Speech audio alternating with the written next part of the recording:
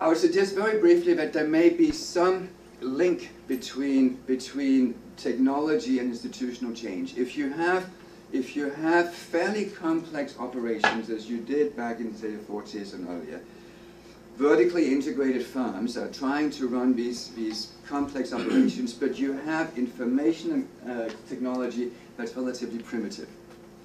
Then you get inflexibilities, and you get a great vulnerability.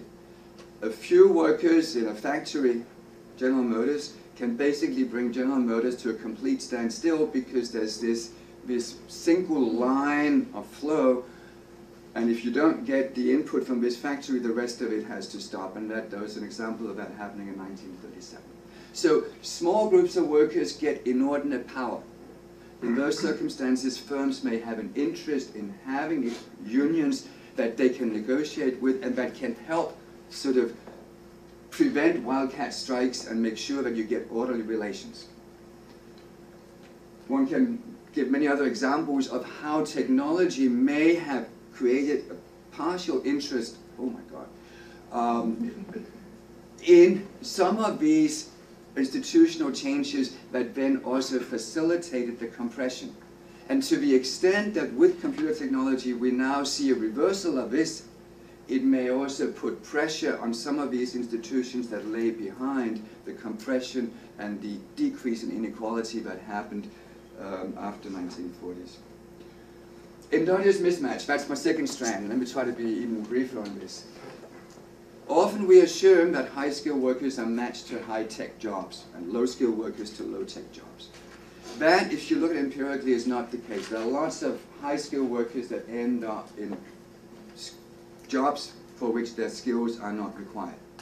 Again, one can try to model this, and I've again used an efficiency wage model, where you have no shirking conditions. I use a simple Shapiro-Stiglitz kind of setting. So you have endogenous determination of where workers go.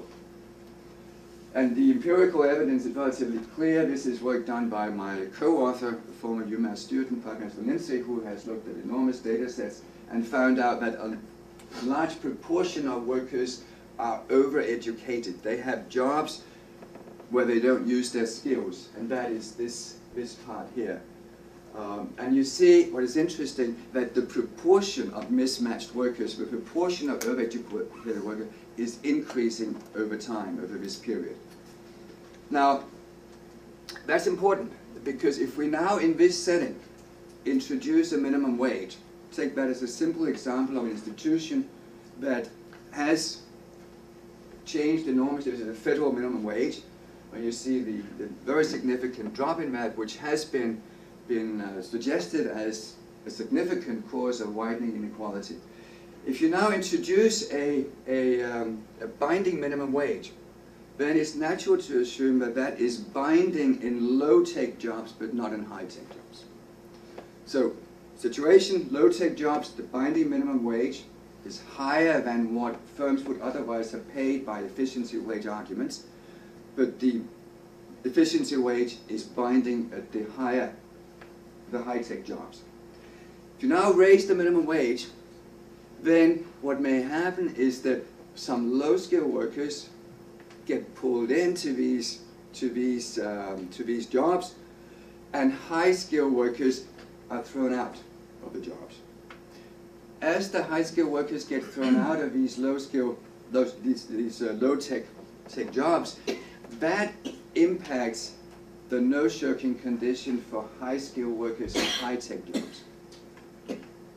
I know this is a fairly intricate kind of argument, but trust me, you get these spillover effects from one market to the other. And the interesting thing is that as a result of that, you can get, theoretically again, one can set up the formal model, one can run simulations, and you can get these aggregate monopsonistic effects. If you raise the minimum wage, you may actually get an increase in employment because of these spillover effects that operate at the aggregate level. Now, we've had the drop in the minimum wage, and that may therefore precisely explain some of the stuff that has been going on. Is this just a theoretical possibility? Well, again, with Fabian, we've done some empirical work, and we have estimated these equations, both using time series and panel state data, and what we find is evidence that in both sets of data, that increase in the minimum wage will actually tend to reduce unemployment both for high-skilled workers and for low-skilled workers. An increase in the minimum wage, we can go back to these if you have questions. I guess I can't go through them in detail. It'll also, an increase in the minimum wage will also tend to reduce the underemployment, the proportion of high-skilled workers who are in these low-tech jobs for which they're overqualified. So what this suggests in terms of macro implications is that it's a false trade-off. When the OECD and others for a long time argued, in the 1990s they were very popular, argued that we have this trade-off, you can have increasing inequality as in the US and then you can have full employment, or you can do like the Europeans and maintain equality and then you'll get unemployment. That is a false trade-off. That is not correct.